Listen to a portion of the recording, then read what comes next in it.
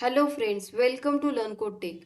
आज के ट्यूटोरियल में हम array list and vector class इन दोनों का डिफरेंस देखने वाले हैं। Array list and vector class ये कलेक्शन फ्रेमवर्क की क्लासेस है जो कि जावा डॉट यूटिल पैकेज में प्रेजेंट होती है। एंड ये दोनों क्लासेस लिस्ट इंटरफेस को एक्सटेंड करती है। तो जो भी लिस्ट इंटरफेस की प्रॉपर्टीज है, जैसे कि ऐड मेथड हो गई, रिमूव मेथड हो गई, वो सारी मेथड्स हम array list and vector class के साथ यूज कर सकते हैं। यहाँ पे सबसे पहला डिफरेंस हम देखते हैं। ये जो एरे लिस्ट होता है ये होता है non synchronized and vector class होता है सिंक्रोनाइज्ड। अब ये सिंक्रोनाइज होने की वजह से यहाँ पे हमें थ्रेड सेफ्टी मिलती है। अब ये थ्रेड क्या होता है? थ्रेड मतलब एक independent flow of the program होता है। मान लो कि हमने कोई ऐसा प्रोग्राम बनाया जहाँ पे हमने मल्टीपल थ्रेड्स क्रिएट करे एंड ईच थ्रेड को हमने अलग अलग टास्क असाइन किया। तो यहाँ पे जो भी टास्क होगा ये जल्दी कंप्लीट होगा क्योंकि 3 लोग मिलके यहाँ पे काम कर रहे हैं, बराबर।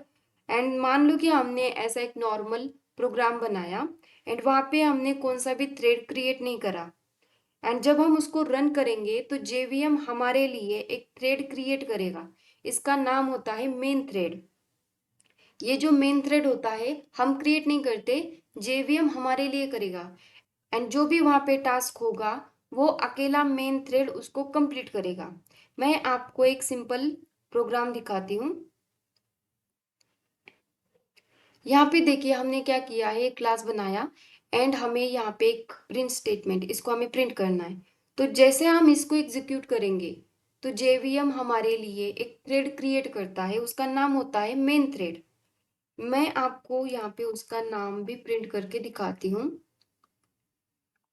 थ्रेड ये क्लास है, इसकी मेथड है current thread dot gate name. तो जो भी करंट थ्रेड होगा यहाँ पे उसका नाम हम देख सकते हैं, मेन थ्रेड, राइट। तो ये हमारा एक नॉर्मल प्रोग्राम है एंड यहाँ पे हमने कौन सा भी थ्रेड क्रिएट नहीं किया। तो जेवीएम ने हमारे लिए एक थ्रेड क्रिएट किया। लेकिन कई बार ऐसे रिक्वायरमेंट हो सकती है कि हमें मल्टीपल थ्रेड्स क्रिएट करने हो।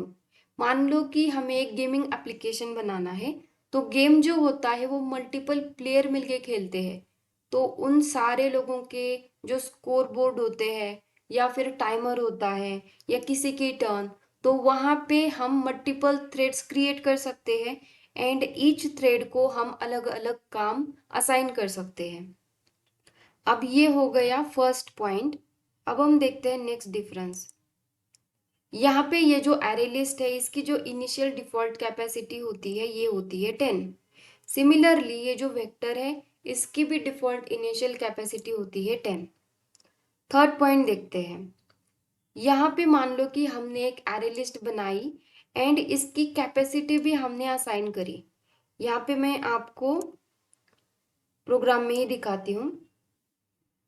यहाँ पे हम एरे लिस्ट का एक ऑब्जेक्ट बनाएंगे।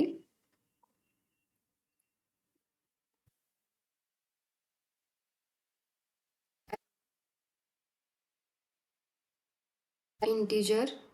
तो ये जो एरे लिस्ट हमने बनाई है ये इंटीजर टाइप की है, इसको हमें इंपोर्ट करना होता है एंड यहाँ पर हम इसकी साइज देंगे 20।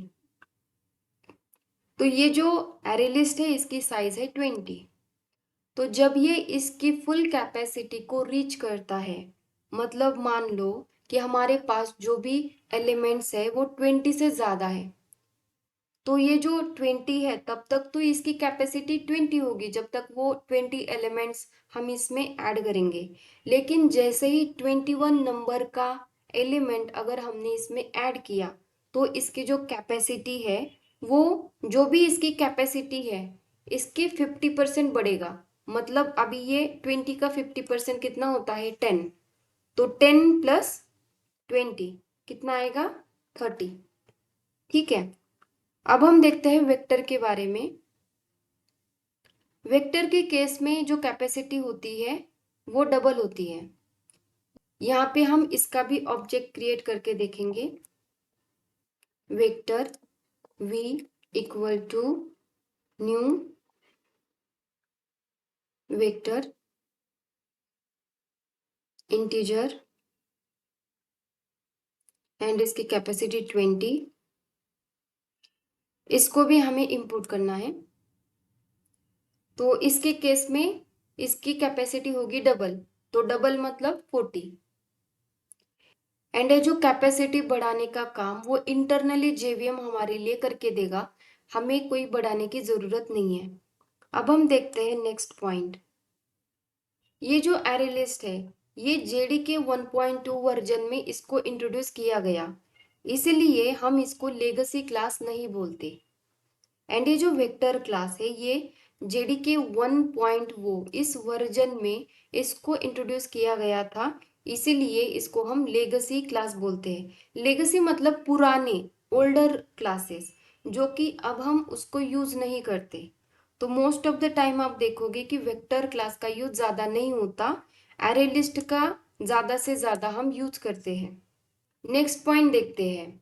ये जो एरे लिस्ट है ये फास्टर होता है वेक्टर की कंपैरिजन में, एंड ये जो वेक्टर है ये स्लोअर होता है एरे लिस्ट की कंपैरिजन में।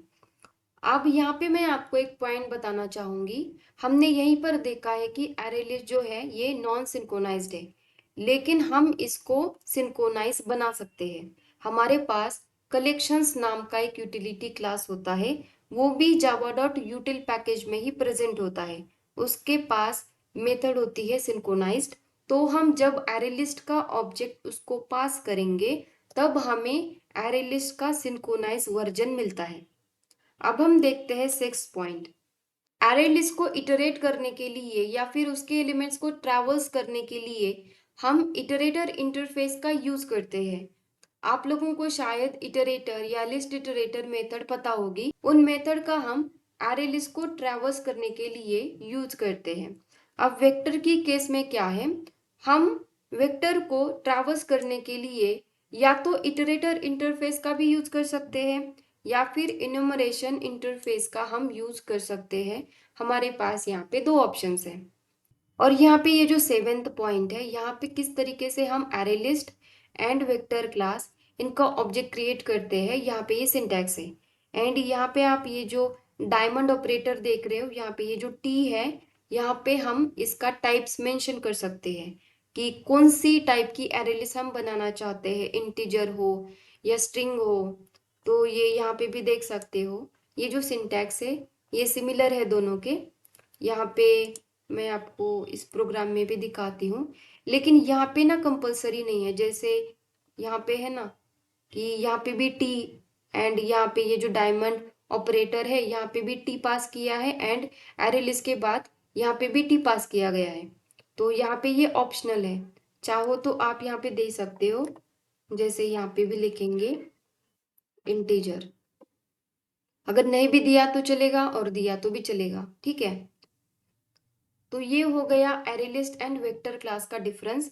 आई होप आपको वीडियो अच्छी लगी होगी। अगर आपको वीडियो अच्छी लगी होगी तो प्लीज़ वीडियो को लाइक ज़रूर करना, एंड अगर आप मेरे चैनल पे नए हो तो चैनल को सब्सक्राइब ज़रूर करना। मिलते हैं अगले वीडियो में, तब तक के लिए take care and bye bye.